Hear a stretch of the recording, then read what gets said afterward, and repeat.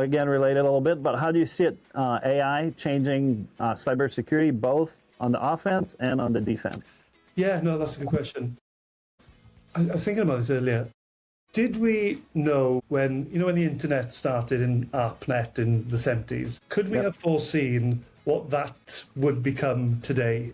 I don't think anybody would have foreseen how big the internet has become. No. It was the information superhighway back then, and if you spent more than an hour on your computer, people would say you're addicted. Exactly. Do you remember that? Yeah, oh, absolutely. And, we're interacting with the internet, and we don't even realize we're doing it. I do wonder whether, in the medium to long term, it's just going to be, we can't even imagine what's going to happen. Is probably how I would say it.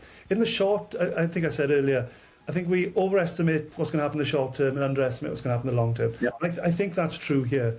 So I probably don't know what's going to happen in the medium to long term.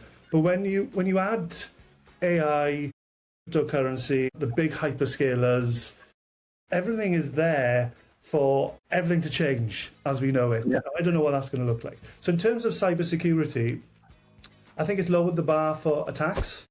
I think you can create phishing emails or something like that fairly quickly. But then, of course, you've got people defending as well. So I think that's happened. And the attackers are always one step ahead anyway. I think we can all agree on that, or certainly half a step ahead.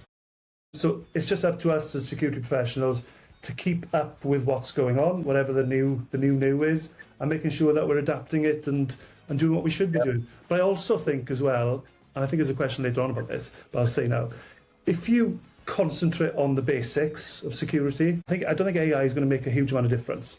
If you've got good defense in depth, like you might get one box might get popped, but if the impact is tiny, it'll probably be okay. Contained. Yeah, it's contained, exactly.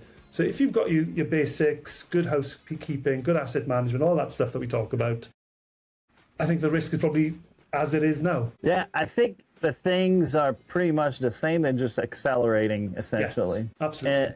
And actually, that's another thing that makes me think that the traditional annual compliance pen test is on the way out, just because things change so fast and you write so much code that a year later is way too far. Yeah, and so much has changed in the meantime. Absolutely. Yeah. So it'll be interesting to see how.